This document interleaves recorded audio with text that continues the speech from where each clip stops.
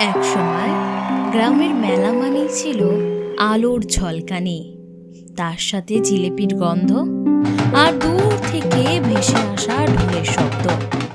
কেউ চিৎকার করে বলতো, পুতুল নাচ শুরু হবে গো, পুতুল নাচ।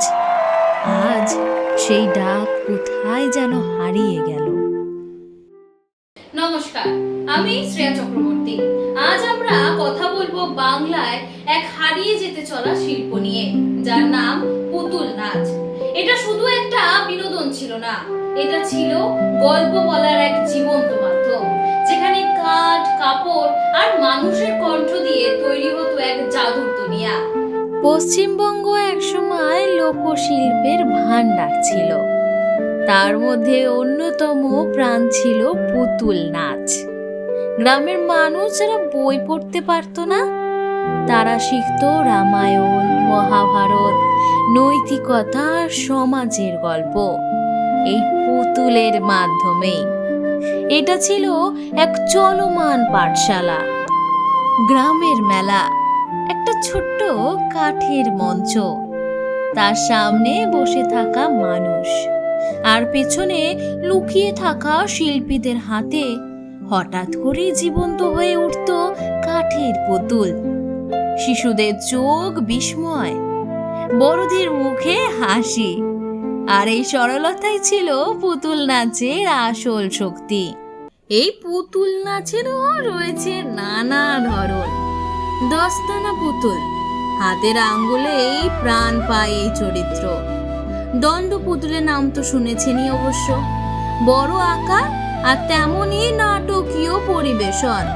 সুতোর পুতুল, সূক্ষ্ম নড়াচড়া আর রাজস্থানের প্রভাব রয়েছে।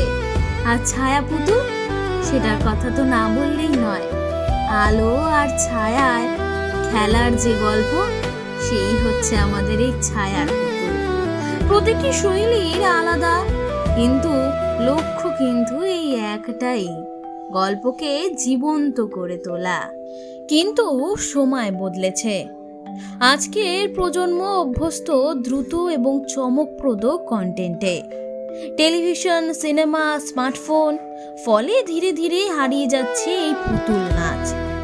যে শিল্পীরা একসময় এই শিল্পের জীবন কাটিয়েছেন, আজ তারা বাধ্য হচ্ছেন অন্য পেশায় যেতে। একটা ঐতিহ্য ধীরে ধীরে হারিয়ে যাচ্ছে চোখের সামনে। বাংলা সাহিত্যে এই পুতুল নাচের প্রভাবও গভীর। পুতুল নাচের ইতিকথা, এই গল্পে দেখানো হয়েছে মানুষও অনেক সময় অদৃশ্য শক্তির হাতে পরিচালিত পুতুলের মতো। অর্থাৎ পুতুল নাচ শুধু শিল্প নয়, এটা সমাজের প্রতিচ্ছবি। তবে সব শেষ হয়ে যায়নি।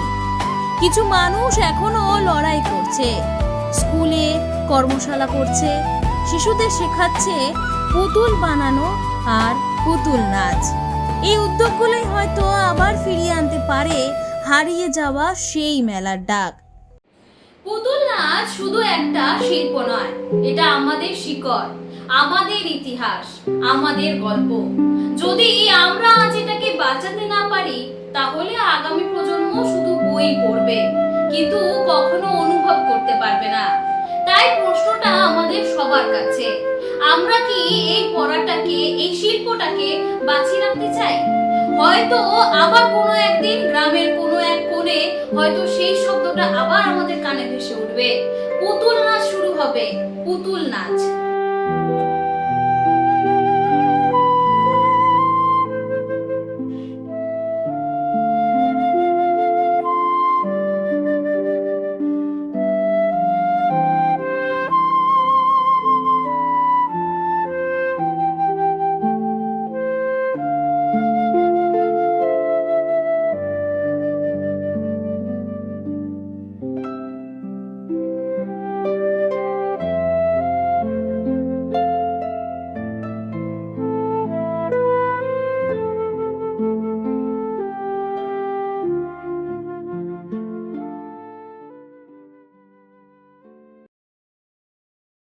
Don't forget to like and subscribe.